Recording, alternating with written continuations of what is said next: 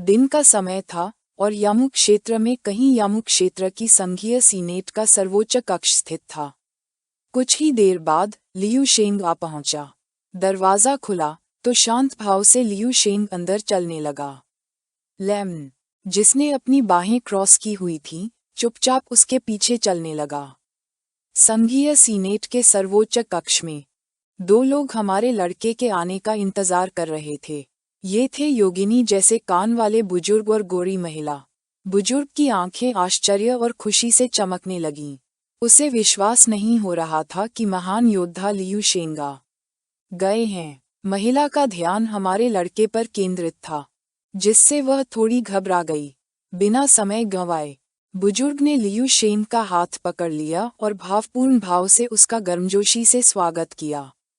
उसे विश्वास नहीं हो रहा था कि लियू शेंग इतनी कम उम्र में एक सच्चा नायक था। उत्सुकता भरी निगाहों से वह महिला हमारे लड़के को देखने लगी। लियू शेंग चुपचाप सोचने लगा। उसे समझ नहीं आ रहा था कि क्या कहे।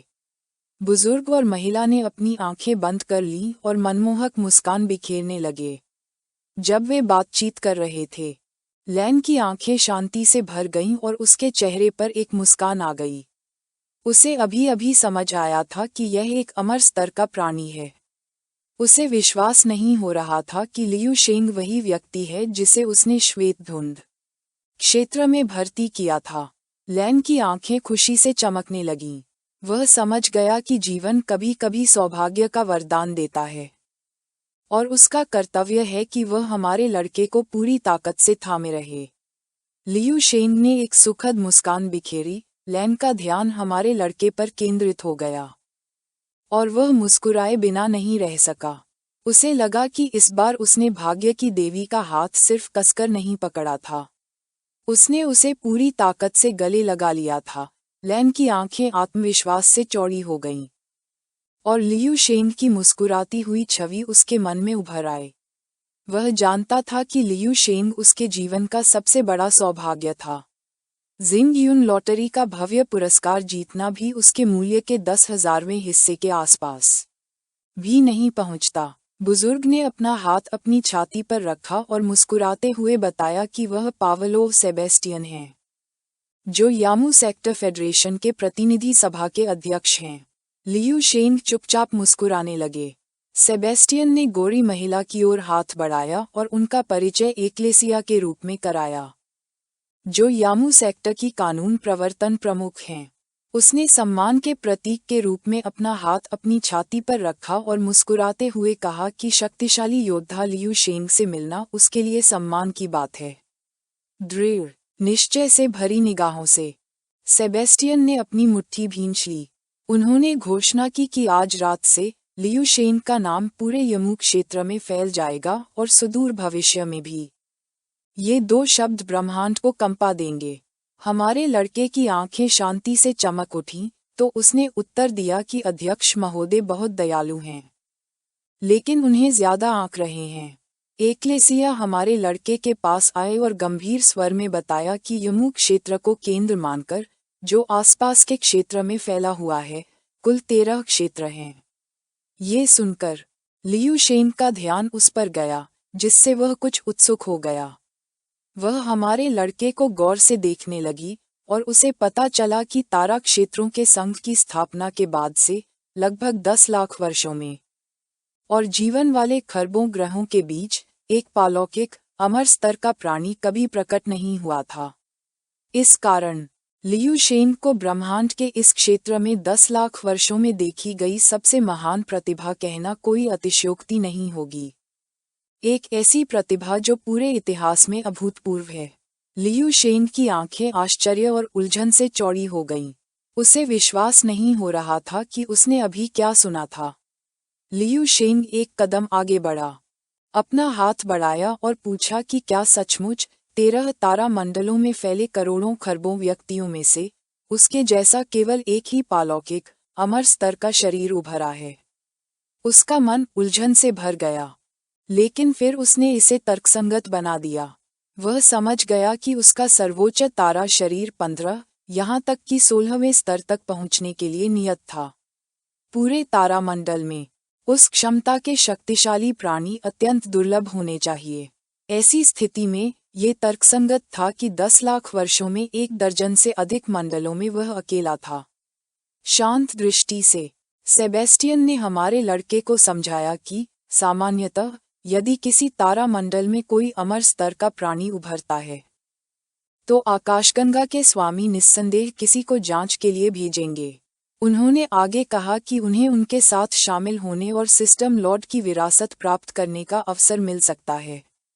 लियू शेंग सेबेस्टियन की बात ध्यान से सुनने लगा। मुस्कुराते हुए सेबेस्टियन ने अपना हाथ बढ़ाया और उसे आश्वासन दिया कि जब तक आकाशगंगा के स्वामी अपने प्रतिनिधि नहीं भेजते तब तक यमु क्षेत्र उसकी साधना में उसे अपना पूरा सहयोग प्रदान करेगा।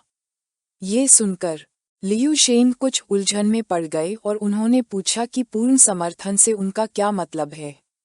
सेबेस्टियन ने अपनी आंखें बंद कर लीं और सिर हिलाया, फिर अपनी निगाहें जमीन की ओर घुमाईं और बताया कि हालांकि लियू शेंग अमर स्तर का था, फिर भी अभी तो वह सिर्फ 9वें स्तर पर था और उनके जैसे पूरे तारा क्षेत्र के संसाधन सिर्फ उसे पालने के लिए काफी थे। लियू शेंग ने अपना हाथ उसकी ठुड्डी के नीचे रखा और मुस्कुराते हुए पूछा कि क्या ऐसी स्थिति में वह कोई भी अर्जी पेश करने के लिए आजाद है। लियू शेंग ने खुशी से नजरें मिलाना शुरू कर दिया। सेबेस्टियन का ध्यान उस पर केंद्रित हो गया, जिससे उसका मन उलझन में पड़ गया। उसे समझ नहीं आ रहा था कि हमारे लड़के के मन में क्या है। सेबेस्टियन ने जबरदस्ती मुस्कुराते हुए उसके गाल छूने शुरू कर दिए। उसने उसे भरोसा दिलाया कि वह जो चाहे मांग सकता है और वे उसकी बात मानेंगे, और वादा किया कि अगर वह उनकी पहुंच में होगा तो उसे पूरा करने की हर संभव कोशिश करेंगे। हालांकि उसके मन में एक विचार कौन था, इस डर से कि लियू शेंग कुछ अजीब मांगने वाला है। जबकि सेबेस्टियन विचारों में खोया हुआ था, लियू शेंग ने उससे हाथ मिलाना शुरू कर दिया। एक गंभीर नज़र से हमारे लड़के ने बताया कि उसे अपनी साधना के लिए संसाधनों की जरूरत नहीं है। उसे एक ऐसे रहने योग्य ग्रह की जरूरत थी जो अपने ग्रह से अपने हमवतन लोगों को बसाने के लिए पर्याप्त बड़ा हो। सेबेस्टियन की आंखें भ्रम और आश्चर्य से चौड़ी हो गईं। सेबेस्टियन और एक्लेसिया एक दूसरे को देखते रहे, समझ नहीं पा रहे थे कि क्या कहें। लियू शेंग चुप रहे, सेबेस्टियन के जवाब का इंतजार करते रहे।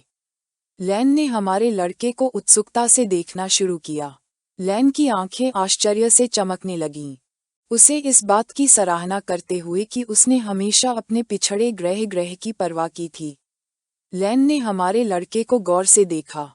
उसके चेहरे पर एक गर्व भरी मुस्कान थी। उसने सोचा कि शायद लियू शेंग के उल्कापिंड जैसे उत्थान का मूल यही था, ड्रैगन राष्ट्र की अनोखी शिक्षा प्रणाली। ये सचमुच एक रहस्यमय देश था। कुछ ही देर बाद खाने की प्लेटें लिए कई नौकर भोजन कक्ष की ओर दौड़ने लगे। हालांकि अंतरिक्ष में दिन और रात का अस्तित्व नहीं था, फिर भी तारकीय समय मापने की मानवीय प्रथा कायम रही। जैसे ही यह तारा दिवस, जो लगभग 3 नीले ग्रहों के दिनों के बराबर है, समाप्त होने वाला था, एक अद्वितीय भव्यता का भोज उत्साहपूर्वक तैयार किया जा रहा था।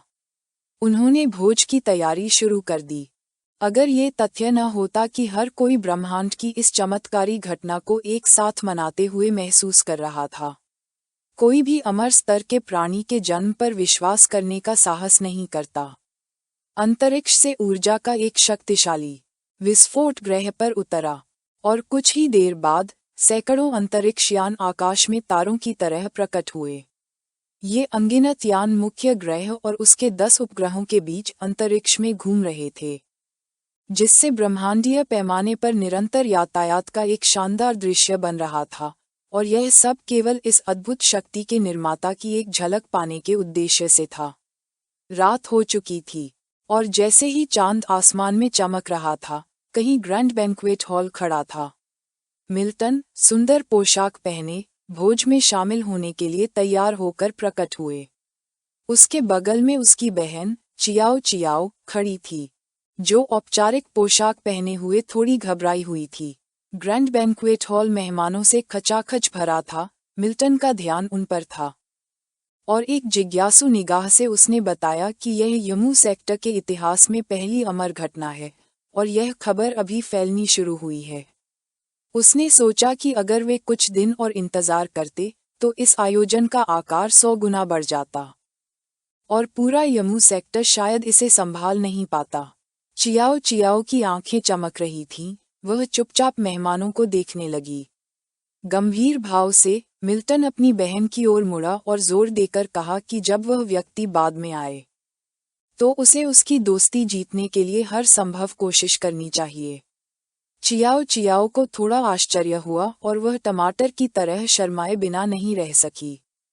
घबराई हुई मुस्कान के साथ पूछा कि क्या वह सचमुच चाहता है कि वह ऐसा करे। उसने अपना हाथ अपनी छाती पर रखा और दूसरी तरफ देखने लगी, ये सोचकर कि क्या इतना महत्वपूर्ण व्यक्ति उसे स्वीकार करेगा। मिल्टन ने चियाओ चियाओ का हाथ पकड़ा, उसके पास झुका और एक पैनी नज़र से उसे स्पष्ट कर दिया कि उसे सफल होना ही है। उसे यकीन था कि उसकी खूबसूरती के साथ उसके असफल होने का एकमात्र कारण यही हो सकता है कि इस अमर स्तर के प्रतिभाशाली व्यक्ति को औरतें पसंद न हों। चियाओ चियाओ की आंखें उदासी से भर गईं, उसे समझ नहीं आ रहा था कि क्या करे। तभी किसी ने मिल्टन के नितंबों को छुआ। मिल्टन गुस्से से पलटा, ये सोचकर कि अगर उस प्रतिभाशाली व्यक्ति को औरतें पसंद नहीं भी आती तो भी कोई बात नहीं। मिल्टन के पलटते ही उसने 2 आदमी देखे। घमंडी भाव से योगिनी कानों वाले आदमी ने उसे पहचान लिया और मजाक में चिल्लाया, मिल्टन, सुअर हत्यारा, मुस्कुराते हुए। दूसरे आदमी ने मिल्टन से पूछा कि क्या उसने आज का अपना कोटा पूरा कर लिया है। उसे सुअर हत्यारा कहकर मिल्टन की आंखें गुस्से से चौड़ी हो गईं और उसने अपने दांत भींच लिए। इस बीच उस आदमी ने बताया कि उन्होंने खबर सुनी है। योगिनी जैसे कानों वाले उस आदमी ने उसका मजाक उड़ाया और उसे 150 साल पुराना युद्ध का देवता, सुअरों का क्रूर जल्लाद कहा। गुस्से से भरे भाव के साथ मिल्टन मुड़ा और फैसला किया कि अब यहाँ से जाने का समय आ गया है। मिल्टन के पलटते ही उसने देखा कि उसकी बहन गायब हो गई है। वह कुछ उलझन में पड़ गया। उसे समझ नहीं आ रहा था कि वह कहाँ है। मिल्टन की आंखें चमकने लगीं। क्रोध से भरकर उसे एहसास हुआ कि चियाओ चियाओ भी उससे घृणा करता है। उसने खुद से कहा कि उसे इस व्यक्ति को ढूंढना होगा और पूरे यामू क्षेत्र के सामने जोर से घोषणा करवानी होगी कि वह मिल्टन का सिद्ध अजीबोगरीब विकृतियां नहीं रखता और सुअर हत्यारा नहीं है। गुस्से में मिल्टन अपनी बहन की तलाश करने लगा। एक घमंडी मुस्कान के साथ योगिनी कानों वाले आदमी ने अपने दोस्त से कहा कि वह मिल्टन की कहानी फैलाता रहे, क्योंकि वह उसे खत्म समझ रहा था। हालांकि उसने बताया कि मिल्टन की बहन चियाओ चियाओ उनकी प्रतिस्पर्धा हो सकती है। उलझन भरी नजरों से उसके दोस्त ने सवाल किया कि कहानी सच है या झूठ। योगिनी कानों वाले आदमी की आंखें द्वेष से चमकने लगीं। उसके लिए कहानी सच हो या झूठ, इससे कोई फर्क नहीं पड़ता था। अगर यह उनके लिए उपयोगी थी तो ये सच थी। भोज में लैन चे भी मौजूद थी। बेचारी लैन चे उदास थी। मिल्टन का ध्यान उस पर केंद्रित था। उसे यकीन नहीं हो रहा था कि लैन चे होश में आ गई है।